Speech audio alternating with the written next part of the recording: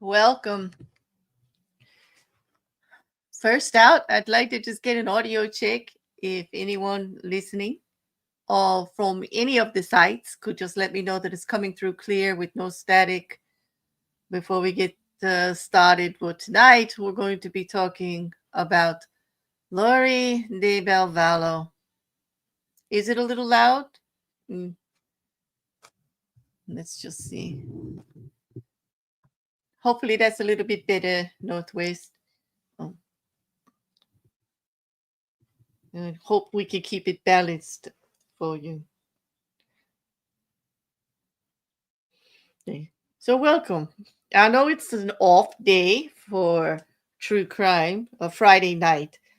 Well, we are coming up to the trial of Lori Lori Daybell, formerly Vallow. She insists on being called Daybell in court, her married name. And I guess, she might have a point. Um, I just put up the thumbnail here for you. She might have a point. She is married, but all her charges were under Vallow.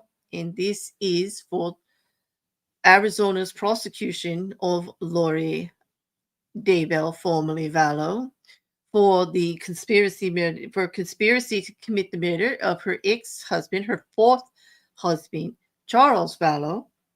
And also, she has another case coming up right after this trial, once it gets started, in the end of May, for the conspiracy to commit murder of Brandon Bordeaux, her niece's ex-husband.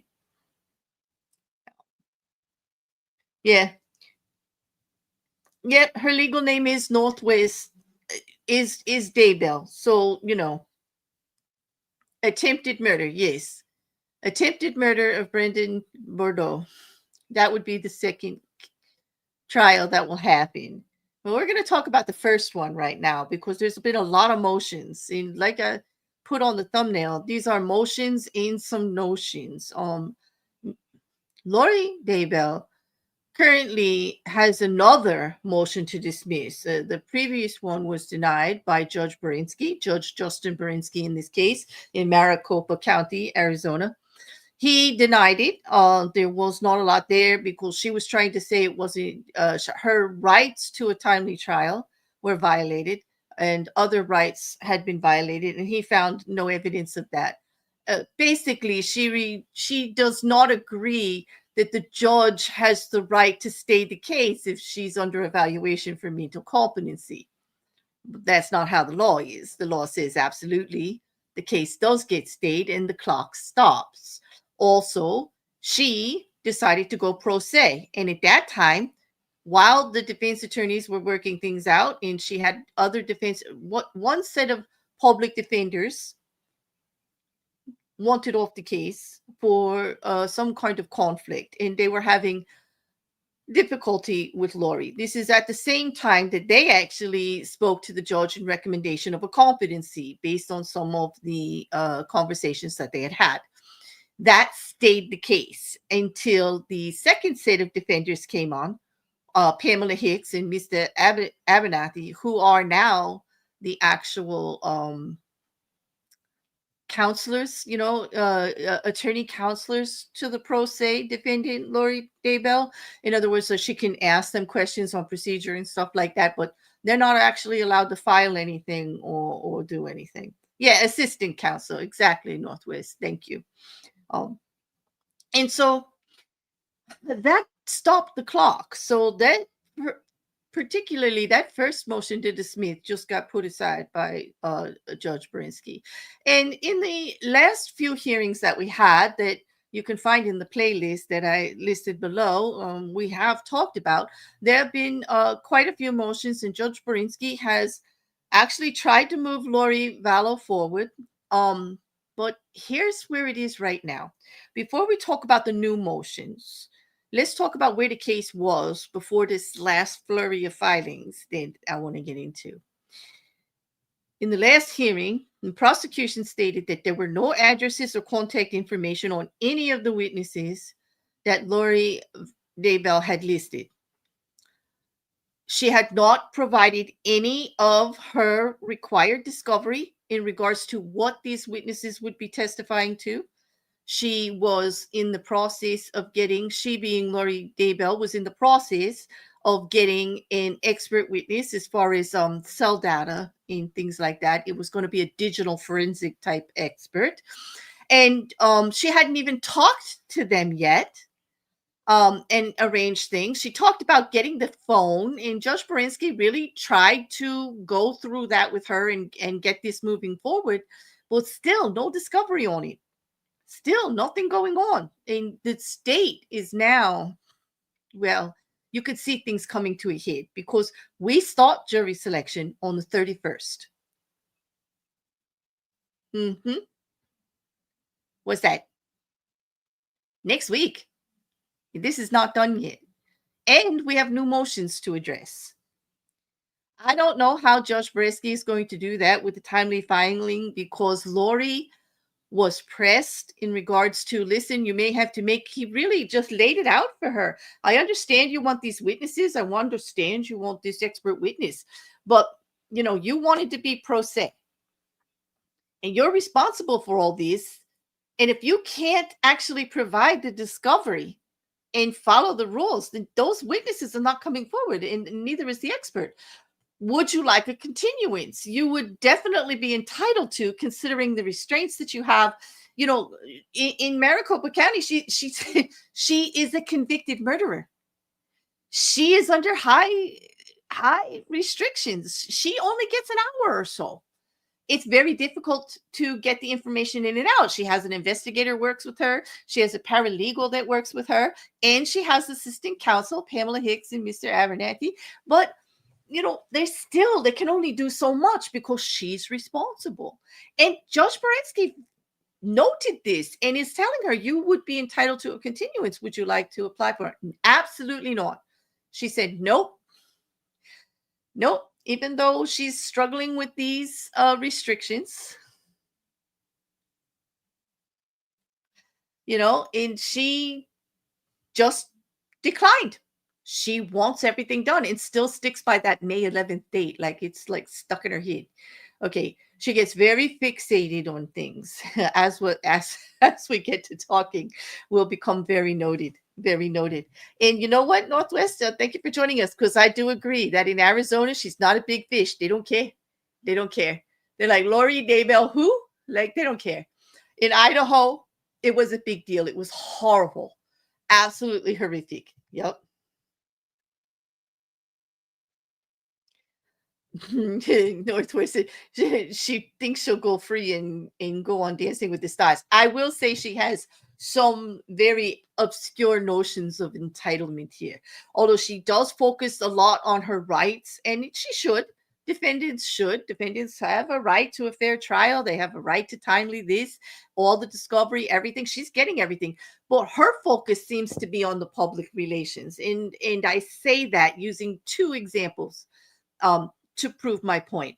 One, she listed Nate Eaton from Idaho East Idaho News, rather. I'm sorry. My tongue is very tied tonight. You'll have to forgive me. I don't know what's going on. East Idaho News reporter Nate Eaton, who followed the Idaho case tremendously, did a lot of reporting. She listed him as a witness. It could be, speculation. We don't know for a fact because we're not in the mind of Lori Daybell, nor did she state the reason, nor provide an interview with him and what his actually testimony would be to be on the defense list of witnesses. She provided nothing. She just listed his name. Thankfully, the prosecution, well, they know how to get a hold of him. They know he's a reporter. Right. And well, speculation is she listed him to keep him out of the courtroom because witnesses can't watch the trial, right? Before testimony. So to, give him a little stick there that he can't cover this one, which he wants to. Okay. Now, Nate Eaton did actually contact the prosecutor's office, and that's going to be all laid out in what I read to you shortly.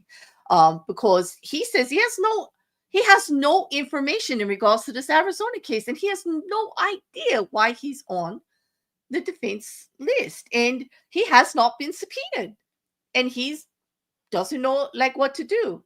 Well, Lori Daybell is actually accusing the prosecution of telling Nate Eaton how to avoid a subpoena in testifying, and that's not exactly what happened. And when we go over these filings, you're going to see that Lori has a very skewed view of seeing things. She like fixates on something. She is defending herself, and of course, she's going to defend herself. Sternly and strongly, and as adamantly as she can. But like some of the stuff that she's coming up with, well, like I don't get it. I don't get it at all. You know. So do you guys want me to pull the document up? I am going to give you the link to it so that you can follow around. It's not exactly in order because it actually has all of the recent filings. Okay. And so they're little, like, there's quite a few together. And I just thought it was easier for presentation. And I will admit that one of them is out of page order that Lori Vallow did, and I'm going to read that one first. But I've just posted it to both the YouTube and the Twitch site for those of you that, want to share along.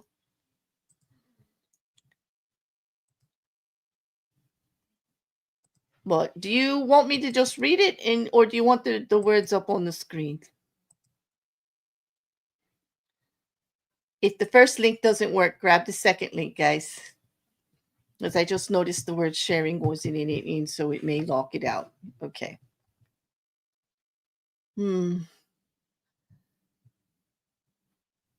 Oh, did I say that? Did I actually use that word, fish nerd? I didn't think so, did I? I thought. Hey, Sean, how you doing? Also, hi, Jin. How are you? Oh, you're talking about me mistyping something? I don't know.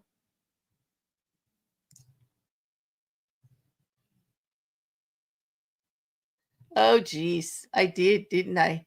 Well, I got it right on the Twitch side anyway.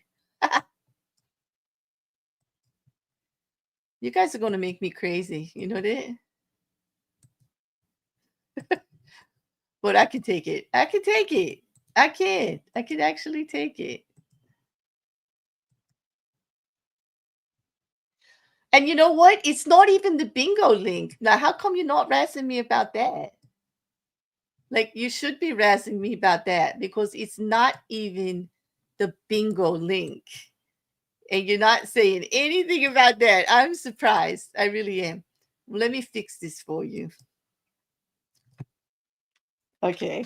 I'm going to correct it. And I'm going to spell the word bingo correctly too, because I'm just like, Here we go.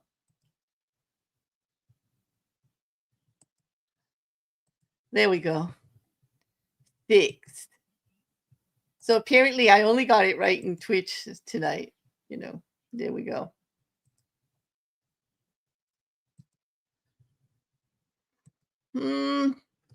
We can put up a banner. I don't know if it's really necessary. Like, we got a pretty small crowd tonight, so but I guess it's good for after. You're correct. There you go. Thank you, Fish. Thank you, Mrs. Cassandra. All right.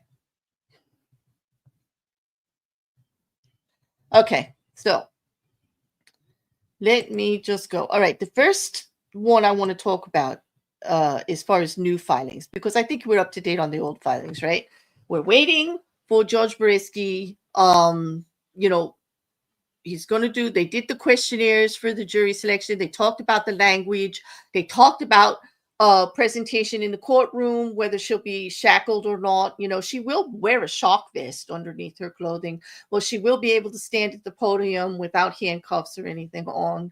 And also that the prosecution will match the same forum so it doesn't look, suspicious or anything. And that another person will have to take any items that need to be presented to the witness as far as exhibits or papers or anything to show them because they're not going to be allowed to leave the podium, not the prosecution nor the defense. Lori Vallow. Okay, so they also talked about timing for the second trial. All right, so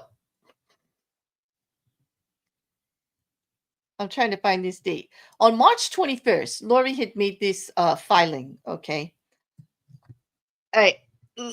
Buckle up, buttercups, because not only did Lori Vallow do that motion to dismiss that we talked about last week on the true crime episode about her mail being gone through and all her personal rights being violated in regards to attorney-client privilege, as far as the mail in Maricopa County Jail, that was all violated and everything, and she had made a major complaint and she wanted the case dismissed for that.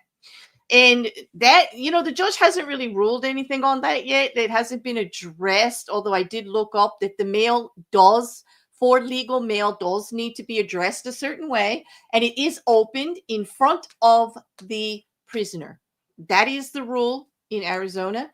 And then it is checked for contraband, it's not read, and it's given to the prisoner. Okay. She claims to have received legal mail under her door that was already opened.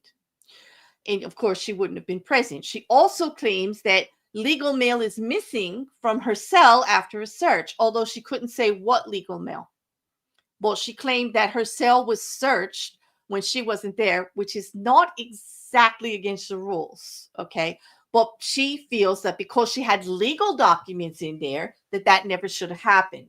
But I couldn't find in the rules, in the regulations of the prison, that that was stated as so. They do claim that you don't have a right to privacy as far as the living space, as far as routine searches for contraband and etc., unannounced with you present or not present in the prison system. And that's pretty standard in most states. Okay. I couldn't find an exception. It doesn't mean that one doesn't exist. I couldn't find it. But Lori Vallow seems to think that because she had legal documents in her cell, it never should have been searched without her in it. And that they purposely set it up because, according to her, she's only out an hour a day. And that they purposely did it when she wasn't there, and they're, violating her rights. So many. Like the 4th, the 6th, the 8th, the 12th, the 16th. Like, she had a whole list of them. I'm not going to go into the great details because most of it was moot. And I want her to have a fair trial. Don't get me wrong. I don't want to sound like, well, I can't really say that I don't think that she's guilty, because she's already guilty and been declared a murderer. She's already got that on her. Well, she is entitled to a fair trial. And I have respect for the system. And regardless of whether I think that she is just using the system and delaying all this, and that she actually should have took a plea in her sentence, because I do believe there is enough evidence there to say that she's guilty. I do believe she's quite capable of this crime. And she's lucky I'm not sitting on a jury, is all I have to say, because I don't know if I could be unbiased. Because I know too much. The whole first trial, all this evidence, all the stuff out here, her whole attitude, the little bit of research I do on cults and all this doomsday stuff. She's just lucky I'm not on the jury. But I do absolutely believe in the process. I want a fair and unbiased jury if one can be found. I think it's going to take a little bit of work. The case in Idaho was so huge, and it was so horrific, involving children, in not only the fact that it involved children, but what happened to those children and the details of that case that were publicized everywhere. Well, it's good it's all the way in Arizona, because hopefully they will able to find enough people that just don't know anything about it, because they will be mentioning the names JJ and Tylee and her other name, Vallow, Lori Daybell, and they may mention Chad Daybell, who knows. But it was a sensationalized case, a horrific case. But on that, Lori has that complaint in there that Judge Berinsky has to address in regards to the Maricopa prison system, but also in regards to now the prosecutor, because Lori Vallow wants a motion to dismiss now for prosecutorial misconduct, directly honing in on Trina K.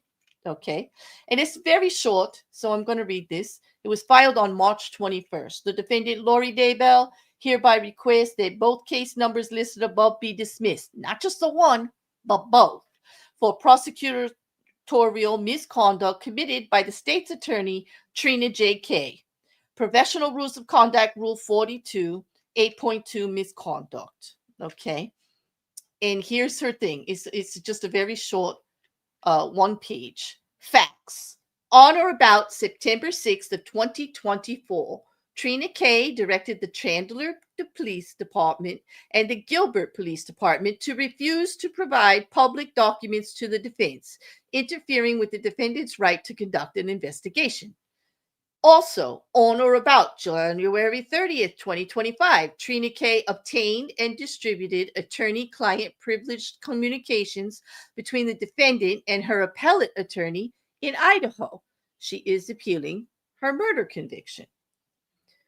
Number 3, on or about March 11th of 2025, Trina K gave legal advice to defense witness Nate Eaton in an off-the-record conversation regarding how to avoid being served with a subpoena from the defense. Ms. K has personally thrown her ethics and duties out the window in order to win this high-profile case in front of a worldwide audience. Because this court has ignored the state's conduct, Trina K became more blatant in her disregard for her ethical obligation. This is sadly similar to her longtime boyfriend, Juan Martinez, behavior in a high-profile case years ago here in Maricopa County. It seems her behavior is not original. This court is obligated to discipline officers of the court for misconduct. This misconduct is egregious and needs to be addressed by the court. The actions that the defendant is seeking this court take as a result of Ms. Trina K's misconduct are as follow: removal from the above cases for prosecutorial misconduct. Yep. And sanctions by the court of dismissal charges and disbarment by the state of Arizona. Signed, Lori Daybell, March 25th, and given to everybody. And was that catty or what? Like, oh, by the way, her boyfriend did this. What does that have to do with anything? Because, like, if you're gonna go with like the boyfriend did something bad, then, well, I hate to remind you, boo-boo, but your husband has been sentenced to death for the murder of your children and his wife. Like, what? I couldn't believe it when I read this. I'm not kidding. That's what it says. That's what it says.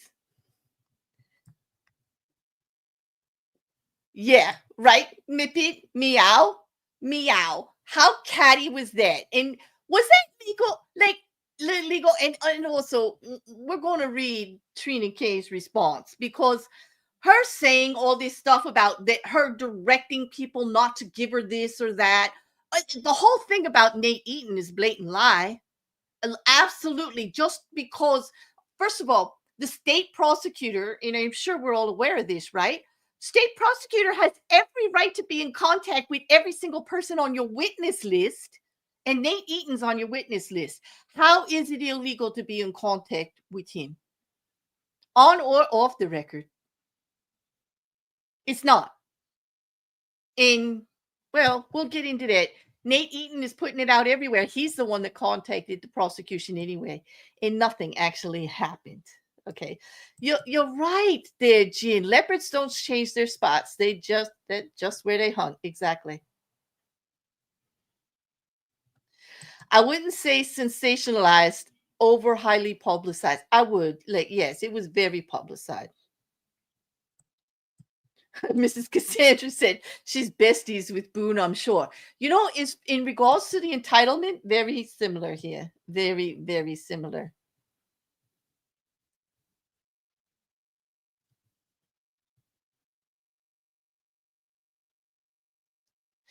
Diddler did, yes. Sean Combs did try to say illegal searches. It didn't work. He also claimed legal stuff, but he got caught writing legal on the papers afterwards. And there were legal notes in there. But the prosecution in that case said, we don't need it. You got enough going on with your phone calls and everything else you're doing while you're in prison. Like, we proved our witness intimidation without having to use anything. So forget it. There is no right to privacy in prison this way for your personal papers, your personal blogging. You're allowed to be strip searched. You're allowed to your possessions searched. That cell that you're in, you're there by a convenience. You don't own it or anything in it in particular without the right to being searched at any time for whatever reason, noticed or unnoticed. That's just how it is. You know. All right. Let me find the part where Trina is going to answer here. Because, oh my God. All right. Where was her answer? All right. State's response to defendant's motion to dismiss for prosecutorial misconduct, addressed to the Honorable Justin Beriski. Okay, the state of Arizona, through undersigned counsel, requests this court deny defendant's motion as there has been no prosecutorial misconduct. The state responds to each of the three allegations by noting the facts as alleged by the defendant as to each issue are simply untrue. On September 6th, the first case that she says, of 2024, the state became aware that the defense had made a public records request to Gilbert Police Department. The state emailed defense counsel and asked them to request these items from the state, which is the proper procedure because they have the record of it. They also requested the documents is listed in the defendant's public records request from Gilbert Police Department. When the state obtained the documents that the defense had requested from the Gilbert Police Department, the state disclosed them on October 1st, 2024, as bait stamped pages 100,816 to 100,934. So she requested records, but she went directly to the Gilbert Police Department. These records were like, they usually go through the prosecution team. Prosecution got the records from Gilbert Police and forwarded them as per discovery rules within a reasonable amount of time, within the 2 weeks, like what, 3 weeks, from September 6th to October 1st. And she does have them. And just because the state saw them, like, here's the thing. She's going to say that that's misconduct, that she said don't send them to her. It didn't cause a delay at all. As a matter of fact, she was with other attorneys at the time. Okay.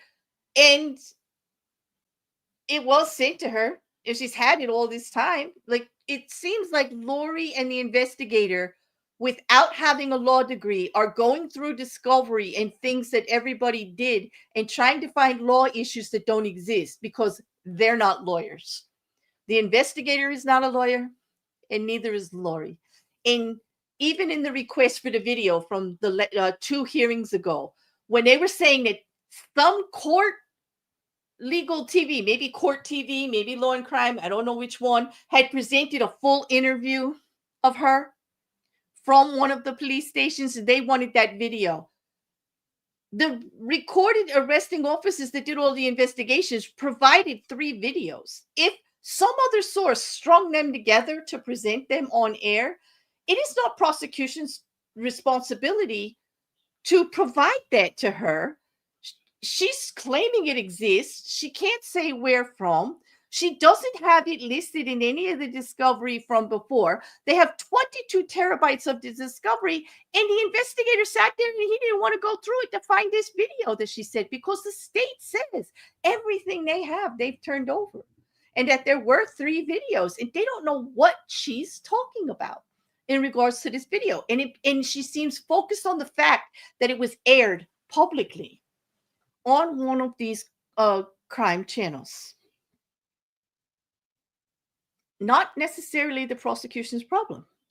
Now, Judge Bresky tried to resolve that and said, whatever they have, send it over. Put it on another disk so that they don't have to dig through. Because, first of all, I think 22 terabytes, yes, but you could sort by file type. And if you're looking for video, you could definitely find video. It was really ridiculous. It's just finger pointing at this point. Okay. So that was the other one. So since you go to on September 18th in 2024, the state became aware that the defense made a request to the crime analysis section of the Chandler Police Department. Here's the other police department she's complaining about. The state was advised that the defense request was improper because it was made to the crime analysis section rather than going through the public records request process. So in other words, they're just trying to educate them on how the process is done. The state was advised the Chandler Police Records Specialist section spoke with Laura Mose, who sent a request for the log records for all digital devices downloaded. I believe Laura Mosey is the paralegal. The state was also advised that the Chandler Police Department did not know what was being requested as log records.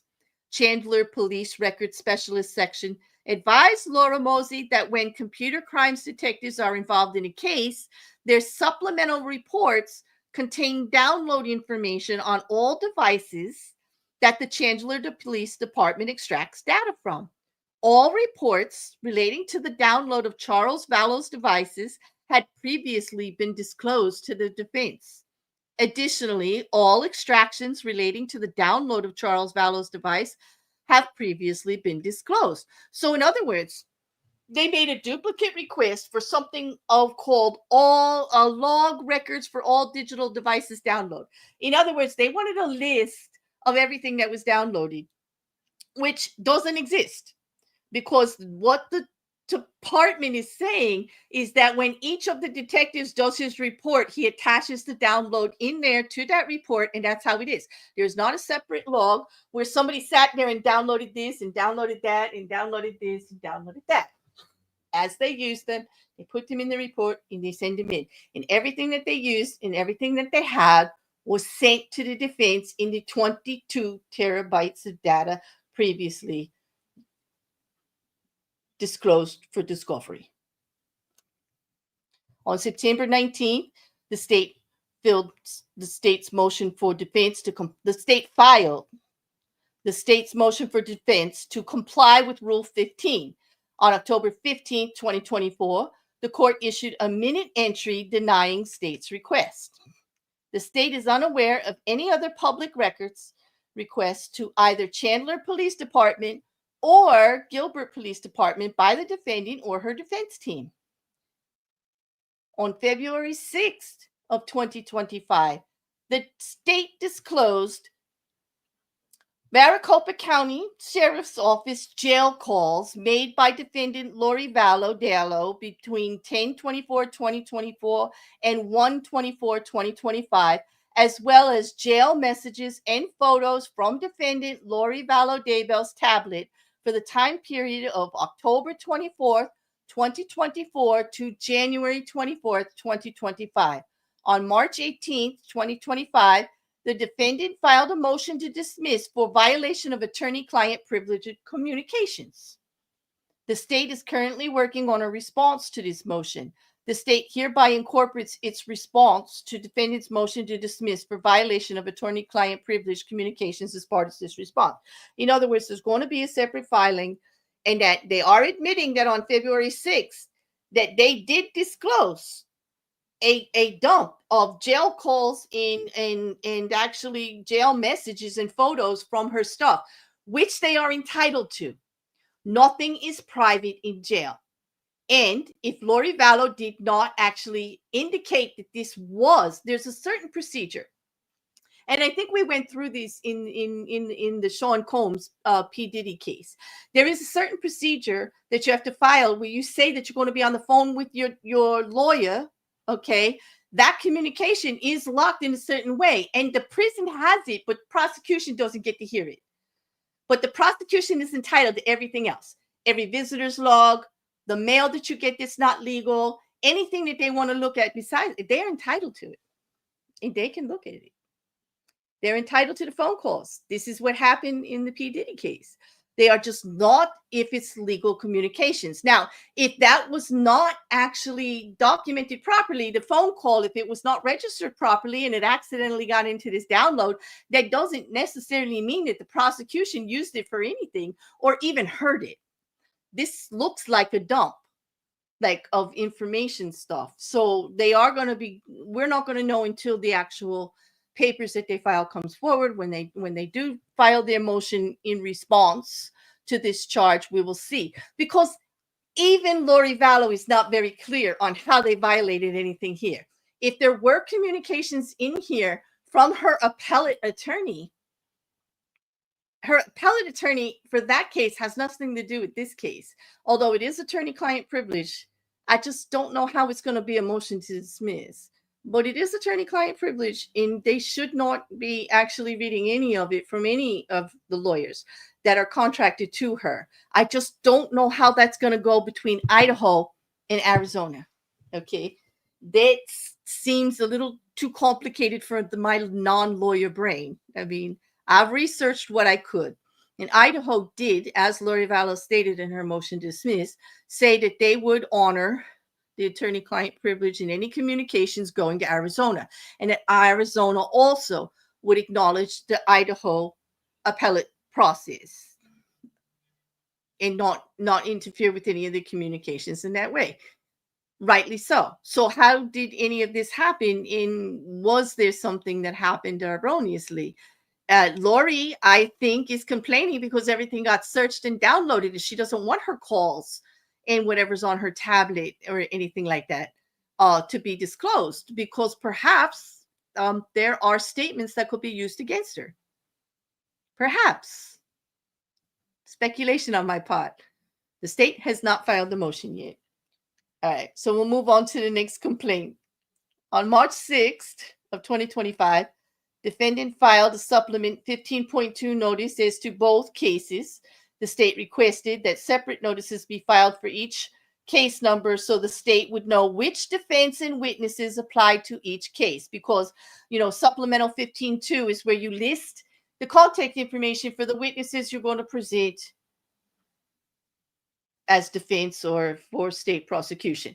The prosecution had to list contact information so that Lori Vallow could actually get in contact with them, or her team could get in contact with them, and they could do a deposition, or they could go over testimony. And the state had to file all of the information on far as interviews that they had given, the deposition if they had taken one, and if they are an expert witness, their report and source materials methodology and what their actual testimony would contain. All that is required.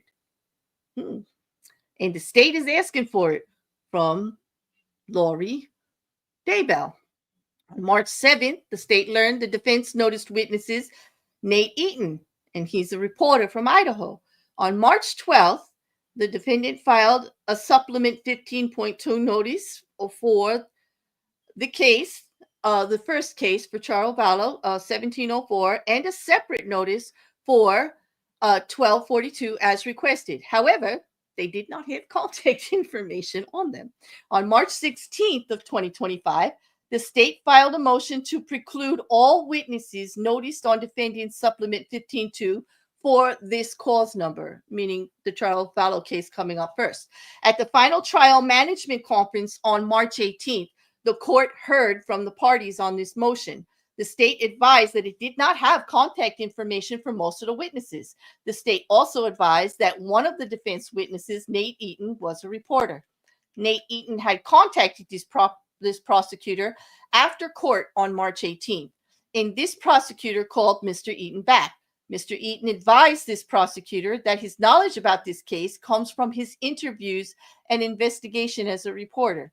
Mr. Eaton also advised that he had not been served with a subpoena by the defendant, and he hoped to be in court for this trial.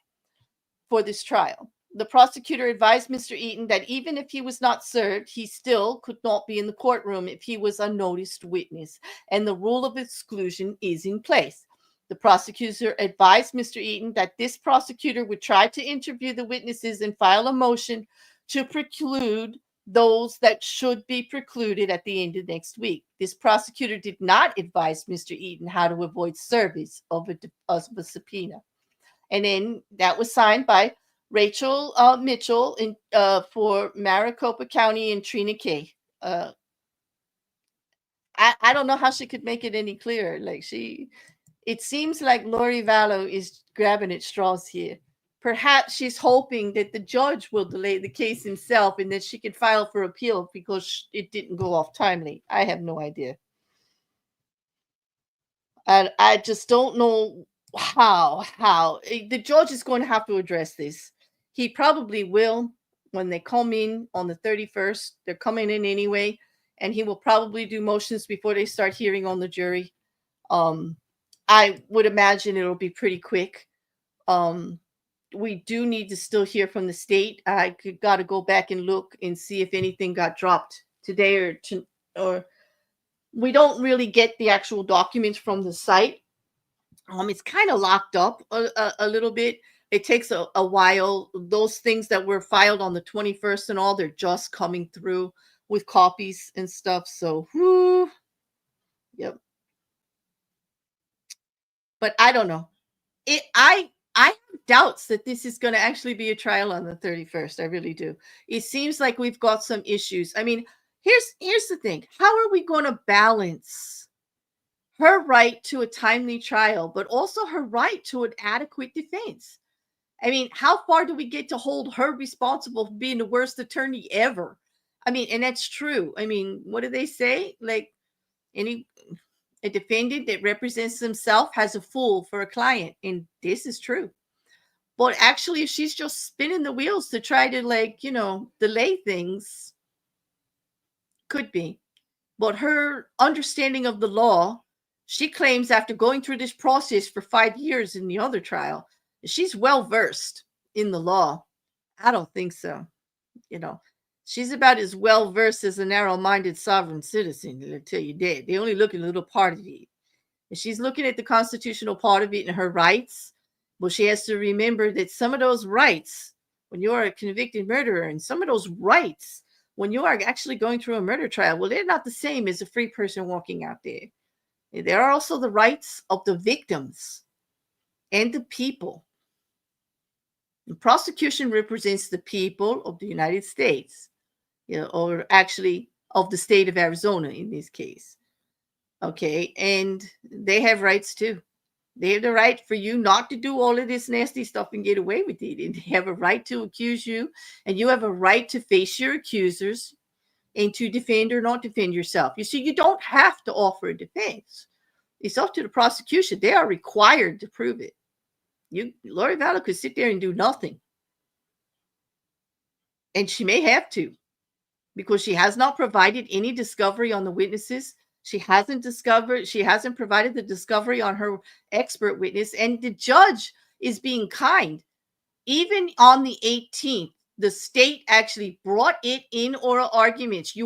She is already beyond the discovery time limits, well beyond.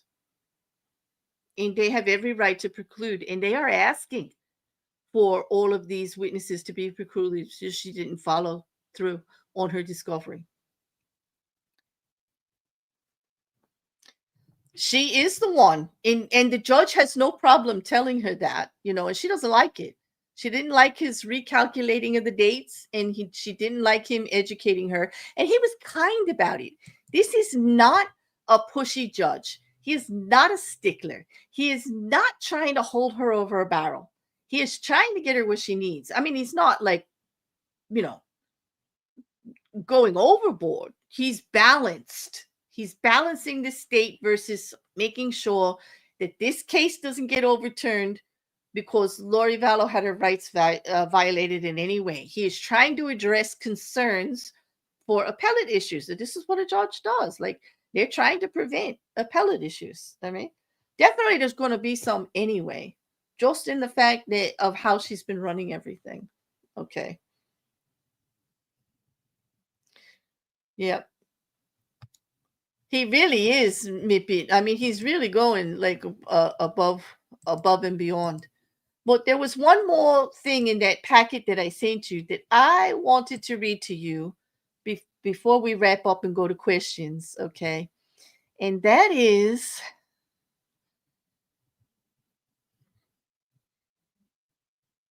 what was filed by the state. Well, in there you're going to find the security recommendations. I did file that in there for you. Oh, but here is the final management conference statement. Hold on a second.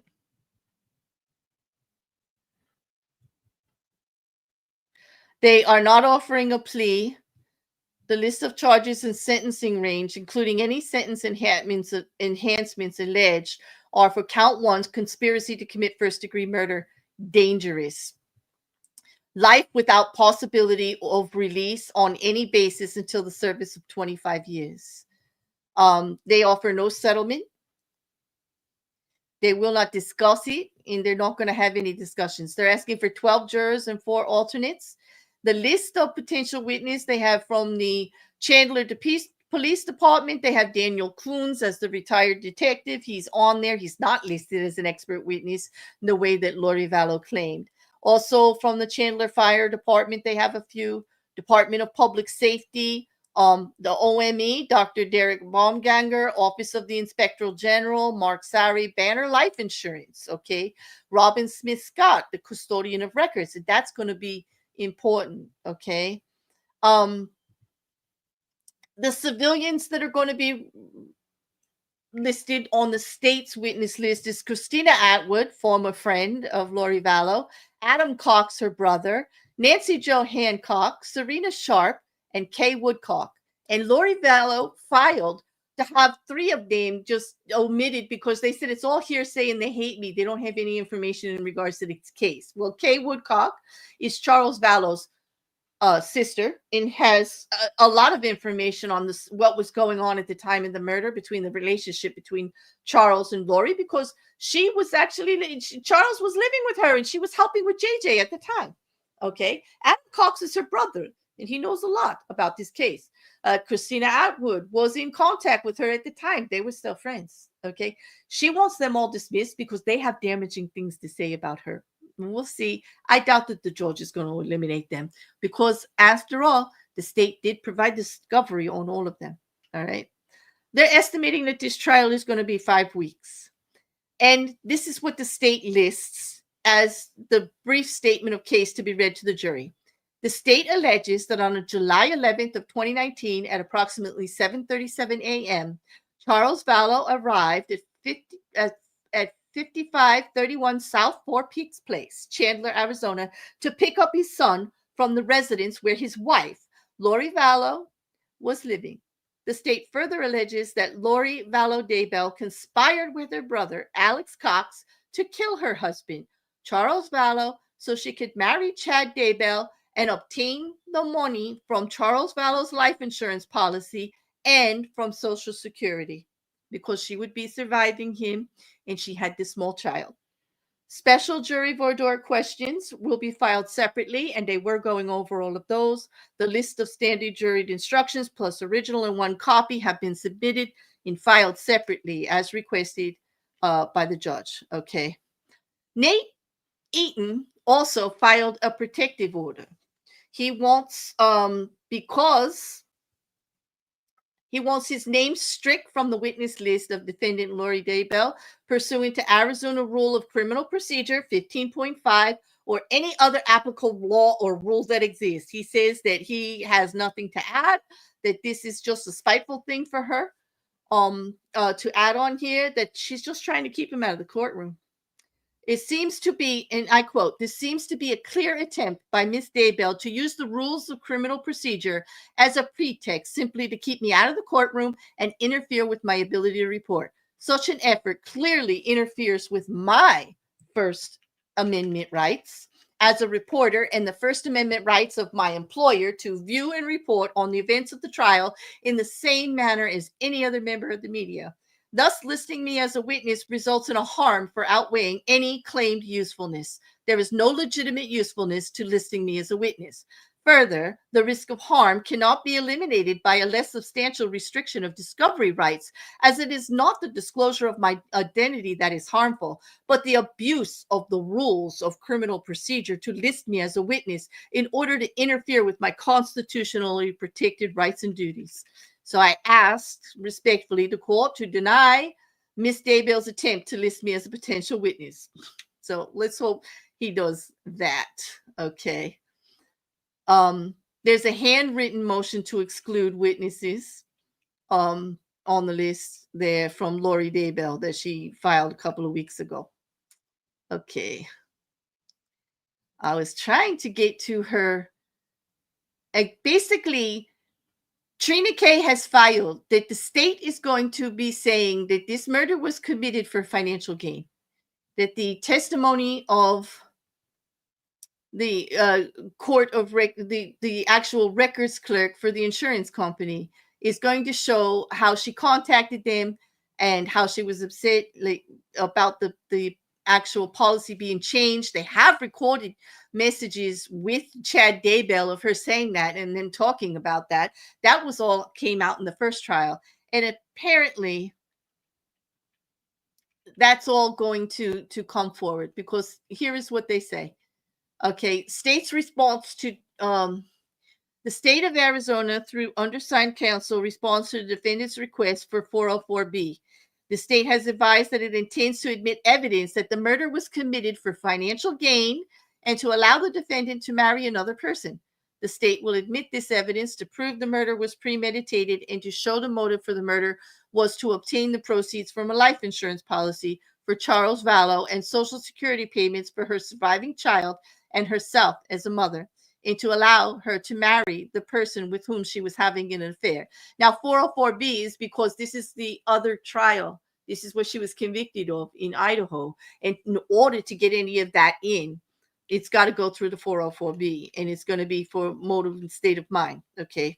Evidence of the premeditation, state of mind, and motive will be shown through witnesses and iCloud documents as hints, Kay Woodcock, Christina Atwood, Adam Cox in the lot. The state will call witnesses from Banner Life Insurance.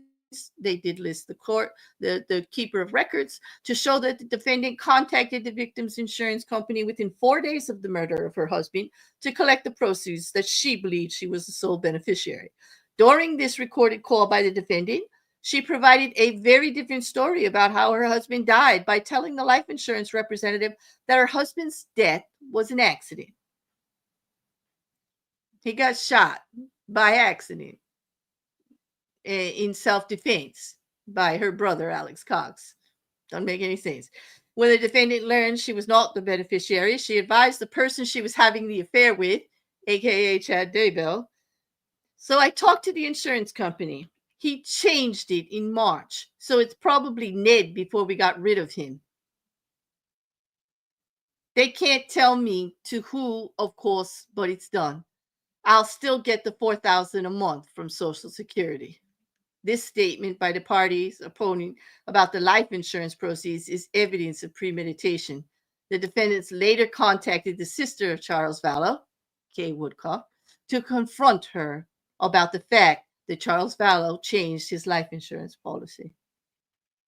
The state will present testimony from an investigator with the Social Security Administration and iCloud documents to show that the defendant was aware of how much money from Social Security she would receive for her son JJ and herself as a result of the death of Charles Vallow before she went to speak with anyone at Social Security.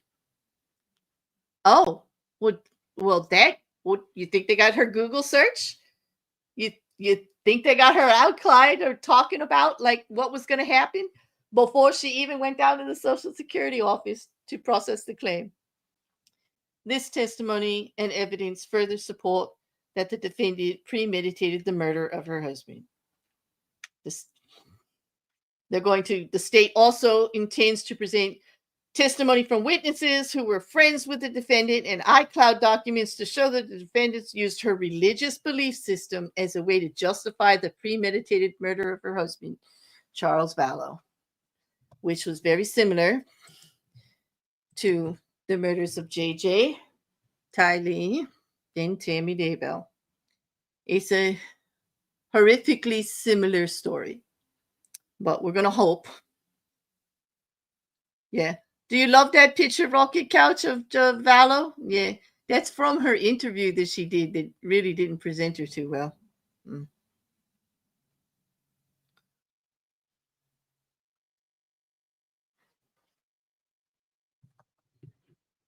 Mm. You did not mishold the crime, but I am getting ready to wrap up.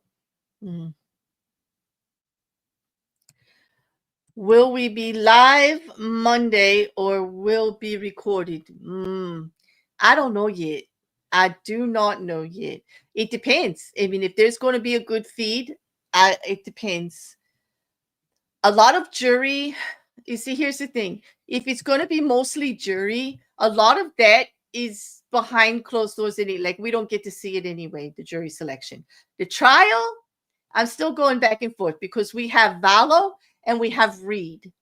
And there's so much going on Reed too. Like, I don't know. They may both be recorded because I can't be in two places at once.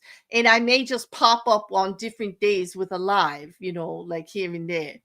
But we're definitely going to have some type of either a live or a recording of both of these trials, for sure.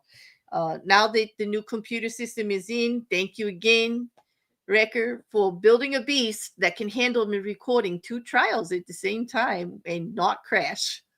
So it's gonna be very different. Yeah. So let me just check for questions. Does anybody have any questions on the filings that happened?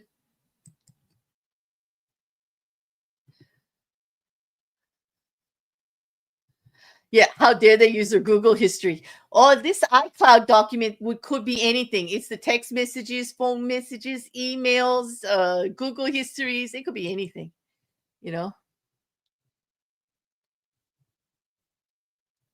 It's terrifically terrible, the picture. Yes, it is, Couch. Wait, you mean there's a problem? No, I just mean that there's too much going on at once because Lori Vallow starts jury process on March 31st in Karen Reed starts on April 1st. Okay. Both of them have issues before the court that have to be addressed before court testimony actually starts. And I don't know if that's going to be before jury process starts or after the jury process starts. Indeed, before they start the testimony, get it all worked out. But as I know, I'll let you guys know, and I'll use the community tab to do that. Okay. But it was a good question. Hmm.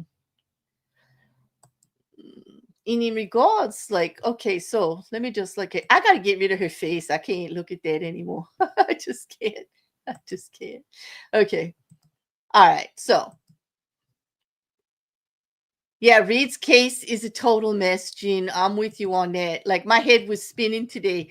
There's a brief hearing from this morning where the judge from Aiden Kearney's case came over to the courtroom to address his previous order to just clear that all up. So I don't know. Like, I do expect there to be some more motions in regards to that. And there was a lot of motions flying around the last couple of days.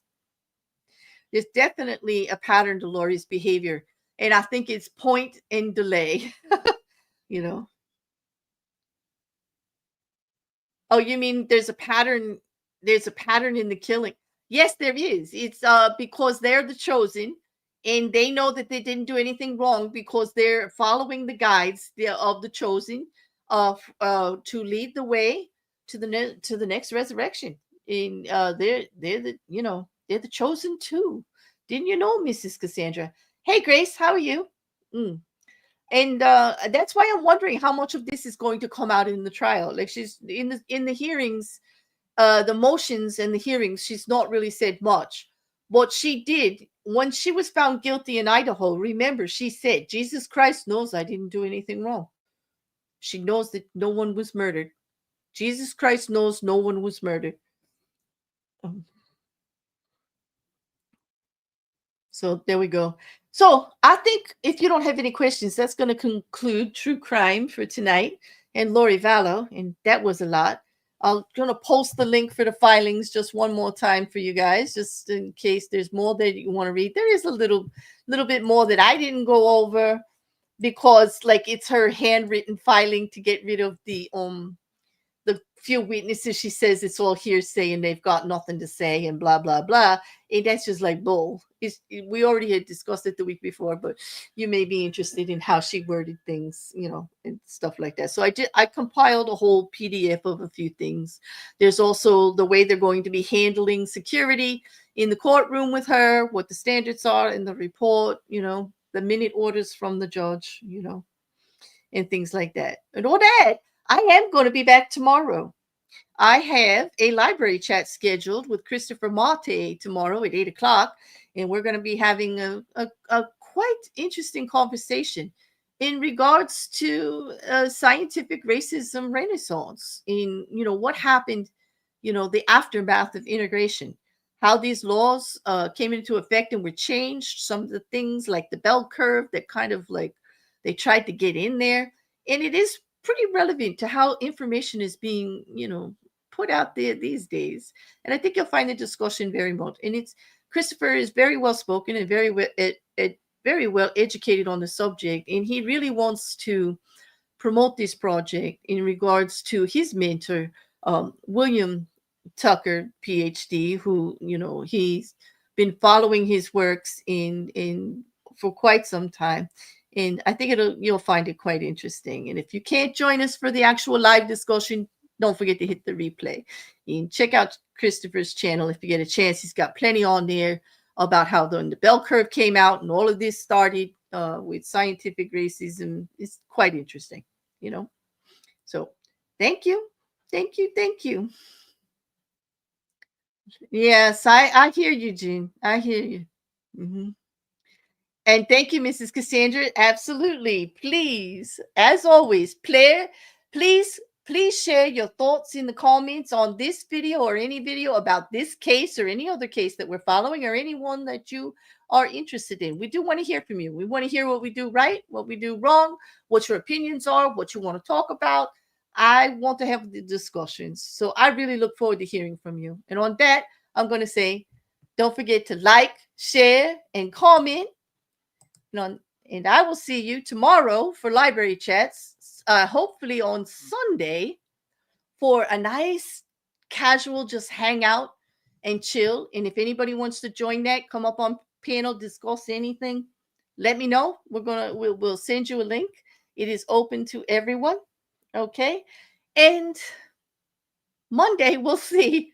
Monday and Tuesday, we shall see what's going on.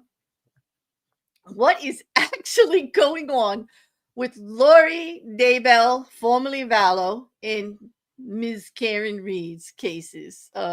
We don't know how we'll be live or whether we'll be doing a stream in the evening because, trials get crazy.